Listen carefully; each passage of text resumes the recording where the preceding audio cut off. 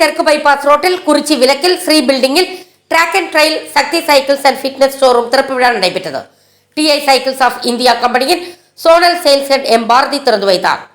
இது PSI, Hercules, ரோடியா, மோன்ட்ரா ஆகிய அனைத்து வகை கம்பெனி சைக்கிள்கள் நேரடி விற்பனை நிலையமாகும். திறப்பு விழாவை முன்னிட்டு 15% முதல் 20% வரை சிறப்பு தள்ளுபடி வழங்கப்படுகிறது.